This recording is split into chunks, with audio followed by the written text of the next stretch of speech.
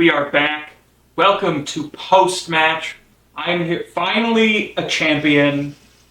I am here with Jordan. We're going to talk about Betrayal at House on the Hill, our last game of our first year on YouTube. Woo! 1 year anniversary! Before we get going, is there anything you want to say about this game? This has been a long time coming. I never want to look at the game again. After we film this episode, I want you to bury this. And I just never want to do it again. I'm currently, to timestamp this vaguely, I'm in the process of editing, and we had a Skycam, but I put the camera in upside down. You've already seen this if you watched last week or the week before's episode. But so it's just a hot picture of the ceiling. And I sent a text to the group chat, and I was like, I've got good and bad news about the footage. And Jordan had a breakdown, and Crow was like, that would be the funniest thing. For exact timestamp, we have good news and bad news for Betrayal. What do you want to hear first? I said, don't you dare. I'm never coming back to this channel. I quit. Bad news first. Just say it. This place is a prison. No, these are all in succession. I was just setting them as we go.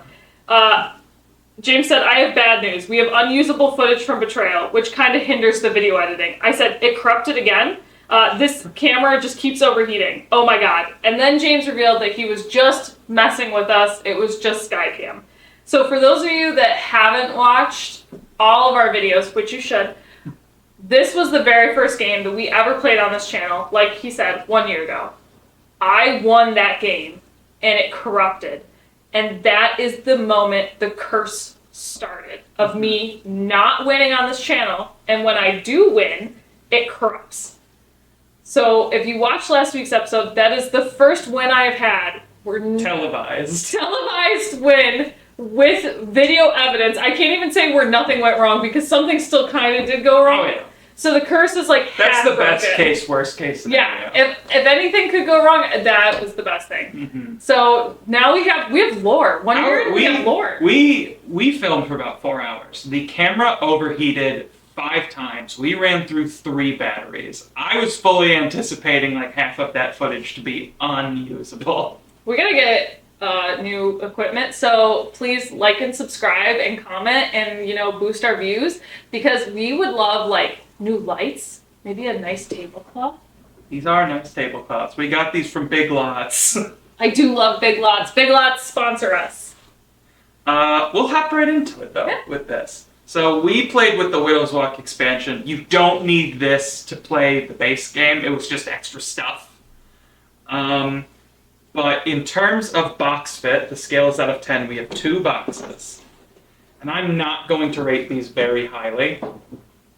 As you open it and everything slid around in there. Everything slid around. You can see I still have pieces that I haven't taken out because they haven't been needed yet. But like, I'm giving this a 6. And if I hadn't 3D printed the token organizer that I have, this would have been like a hot 3.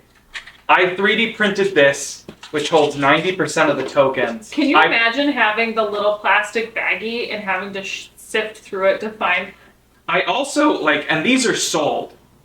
These are separately purchased character cards. The original ones were just a one-dimensional thing, and you had to physically put the movement pins on them. Ugh. So the movement pins were also just in here. Like, this had a lot of pieces and not a lot of organized shape to them. Oh.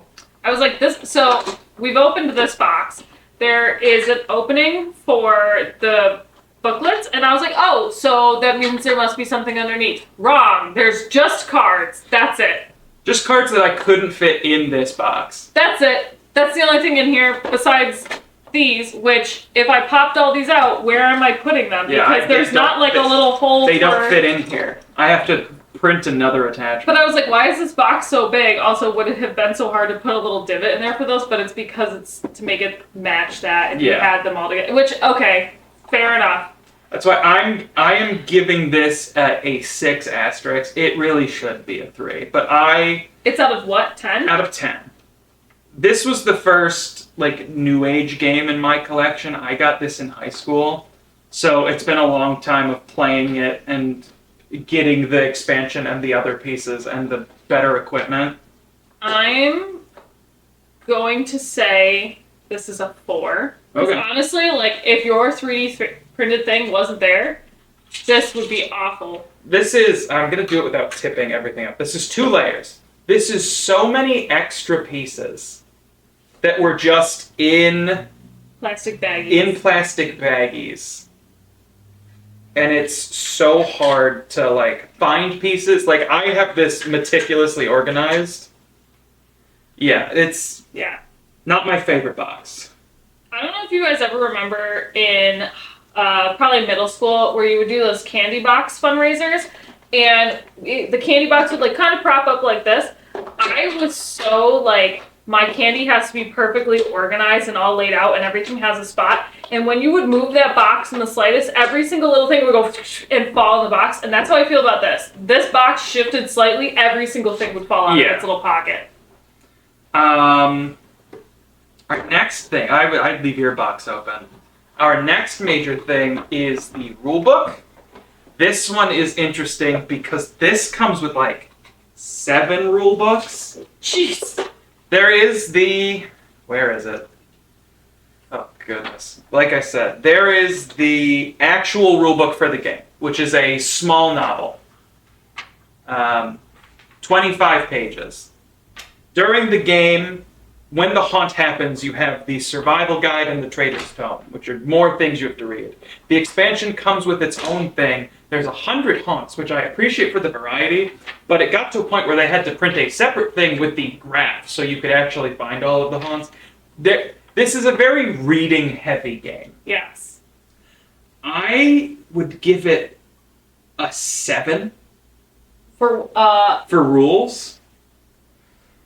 Just because there's a lot of stuff, like, a lot of stuff is covered, but there is still a lot of random little things that are not explained.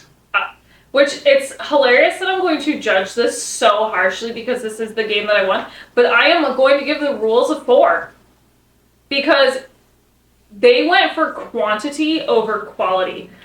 I'm sure we'll get into this more, but when I became the trader, we were having to Google things and look up like subreddits about the rules for my trader's tome because there was so many things misworded. Some people said they found misspellings. Like, we could not understand it to the point where even when we looked it up on the internet, people couldn't understand it.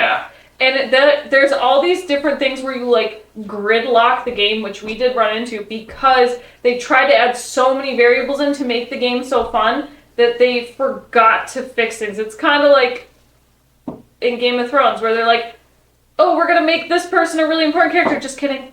We forgot about that. We don't have that kind of time. I almost said something, but in the rare off chance that one of our 12 viewers hasn't seen Game of Thrones, I don't want to spoil it. You can call them our apostles. It's okay. Our apostles. 'Cause there's 12 apostles. Them. Even though we played a Game of Thrones game and we already said everything. We ruined Game of Thrones. Don't watch this if you haven't watched Game of Thrones. Come back and comment what episode you're on. It's rough because it is a lot of reading, and I think I brought it up during How thick that is. the game. Like, half of this game is like fighting a genie, where you need to exactly understand how the rule was said. Yes, and we even had to pull genie rules out for the device where it said, the device card said something along the lines of, whenever you have to enter, cross, exit a room, you may choose what you would roll. And I was like, well, that doesn't make sense because it sounds like you would choose what you would roll to like move across the board, but that's not how this game works, not like Clue where you roll and you move. We already had movement. And once I kind of got that, I mean, we all admitted, it was almost like a cheat code. Nothing mattered. I could literally choose whatever I wanted, whenever I wanted to move anywhere, which is hilarious with the elevator out and the locked room. Oh, yeah. That means nothing to me. That was a 1-2 choose my punch. number. Our next aspect is gameplay. You won. You I played won. the game. Which is funny because from my point of view, I had a lot of fun. It came in waves. For you guys, so it's so hard because I feel like the first part of this game is really fun. Every time you get an omen and you guys are like, oh no, we have to roll. And you're like, my very first room was immediately, every door is locked and the walls are bleeding. And you're like, well, that's just how it be. So out of 10, I'm going to actually give this one a 6. Because I feel like had I been in your guys' position, it would have been awful. Yeah, it wasn't for me though because I won. But... That's why, and this is not just because we got stomped. This is because I've ran into this a few times where like it's a very imbalanced game, and I get having your trader be more overpowered than your cast. But they're like you were like I was given max stats, and I was given all these items that I can use every turn regardless of what's happening. Mm-hmm. And, like, the house wasn't that big. If the house was a bit bigger, it might have been, like, a bigger game of chase. But, like, I was discussing this with the producer. Like, when I was always like, this should be a one-time use, I feel like that would have evened it out a little bit. Or do counter tokens. Like, you have all these items, but they all have, like we said, a genie. You can use it 3 times. Yeah. Because I did have to have tokens, which also the math didn't math for that. They said if you have this many heroes, you need 3 tokens each. So I was like, oh, that means I need 1 on the card and 1 on the room, which is what I was supposed to do to indicate that I stole a card. And then I just had 1 token left. So I technically needed 4. Yeah. And I was like, this is just... You needed to do 4 total, but also take 1 from each of us, which didn't fully make sense if we were playing, like, a 5... or like a 6-player game, so where there would have been 5 traders. Yes. Because if you only needed 4, then... I only have to hunt down a few of you. I don't have to hunt down all of you. Yeah, the wording was very weird for this. And I think when I did my haunt interview, like when I said that I was a trader, I think we did talk about that, where I was like, I don't know how many times I have to do this. Maybe producer and I figured it out beforehand. I was going to say, you and producer were on camera, and I was like, oh, I can't use any of that. But then you explained it in like 2 minutes, and I was like, good enough. That works. But yeah, you guys were down here for about 20 minutes just figuring stuff out, and I was like, it was hard. Yeah, I love this game. I do love playing it. But a lot of times I'm reading it, and I'm just like, there are too many different things you need to respect at the same time, because the haunt doesn't care about the events, which doesn't care about the rooms, which doesn't care about the items. Yep. So it gets a little difficult. I'm also putting this at a 6. I can't remember if I said that at the beginning of that rant. It's fun, but it's very fun. Short-term replayability out of 5. We just finished this 1. Oh, 1. I already said I never want to see this game again. It's like having a child. Enough time has to pass that you forget about how terrible being pregnant was. Sure, man. No, my child is about to turn 5, and I still have not had another child. I'm giving this a 2. Like, sometimes if you get a short game, or if you get, like, a really good haunt, you immediately go, like, we gotta go back to back. We gotta try another one. But this is one where it took us 3 hours. And I feel like we don't have the time to do another one. Even when I don't know if it was just circumstance. I wonder how it would have been the first time. The haunt that we got the first time we played this that never aired is I was also the traitor in that one. That's why this was my redemption episode. And we got the haunt where I am assisting Death in a game of chess. And Death was overpowered in that one too. And I just kind of like Deus Ex Machina the win, because Crow was the dumbest. Yeah. Again.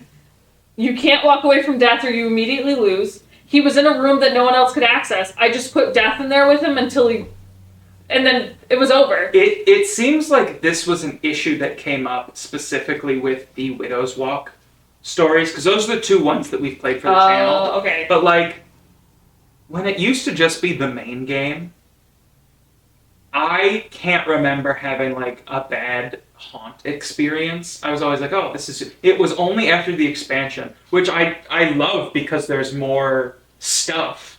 And this game has a lot of replayability, but it gets tiresome after a while. Like, we got all the same omens, so we had to shuffle. Oh, yeah. Mid-game, we shuffled, because we were like, this is all the same. But, like, the original 50 haunts were very well thought out.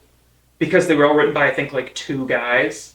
The other 50, I think like 30 to 50 people wrote them. Like, it's a lot. Inversely for short term, however, just to segue back to that, we keep complaining about the rules. We do have a game to judge. We have long term replayability. How long are you going to keep coming back to it? I think I need another year. So, what is this out of 5? Yes. We'll go 3. We'll right in the 3. middle. I'm gonna go 4. This is, like I said, I've had it for a decade, like 12 years at this point. It's a standard game for my friends, but it is one where it's like we play one and we're like, well, 2 of us are angry, let's switch games. So finally, we have the objective score. This is just out of 10, your opinion on this game as a whole. 10. Love this game. I win every time. No, I'm kidding. There's been like times where I've been like there. I'm like, well, the rules sucked. The game sucked. I hate the box. I didn't enjoy playing it. 10. 8. I know. That's what's so hard is because it is so creative and I love the concept and the idea of it. But I feel like we're unlucky. We've hit some duds. Yeah, we hit 2 of the duds and it kind of put a sour taste in our mouth. I'm going to give it like a safe 7. I was thinking the same thing, like a 6 or a 7. I'll go 7 because I was very rough for the rest of them.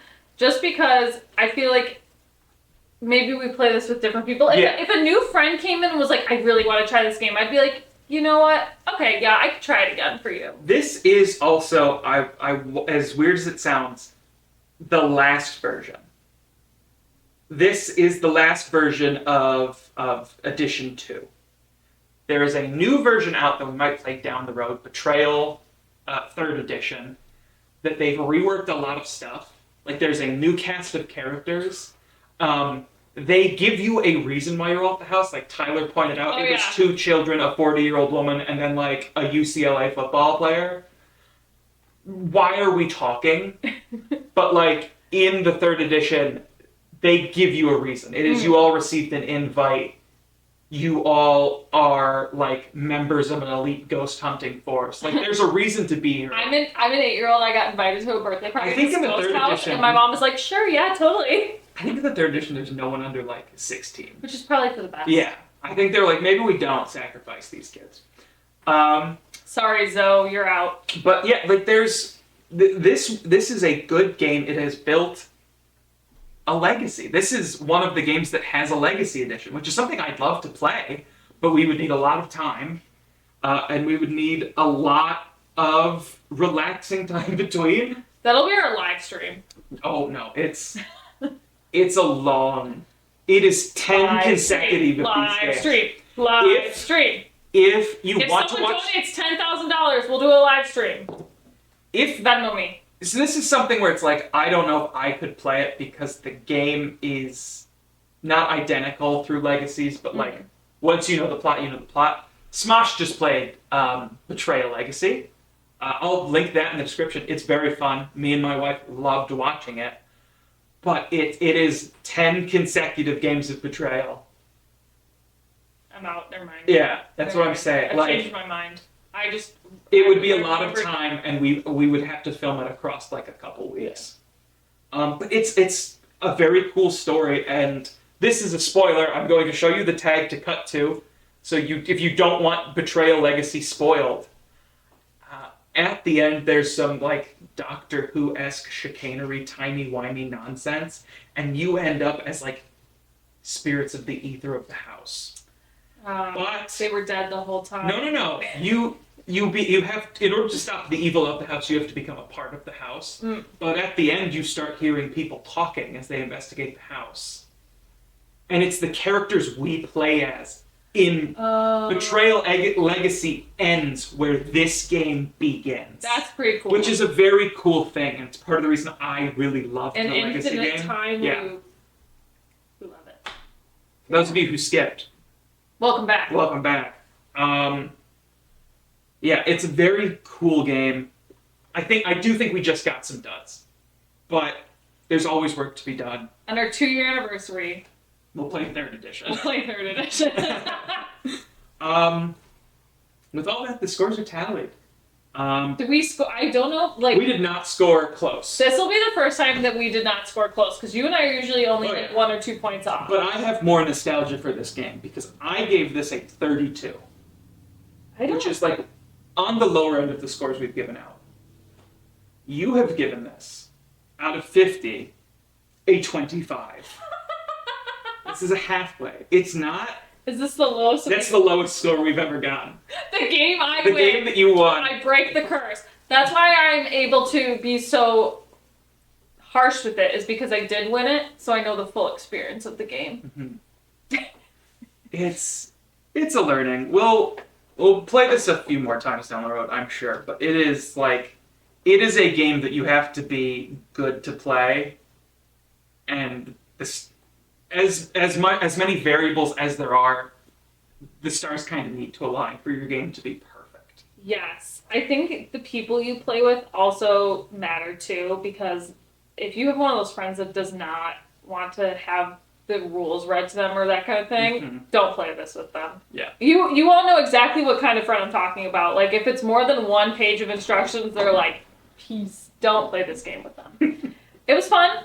I'm glad that the curse has been broken, and that I was able to keep my Betrayal championship belt.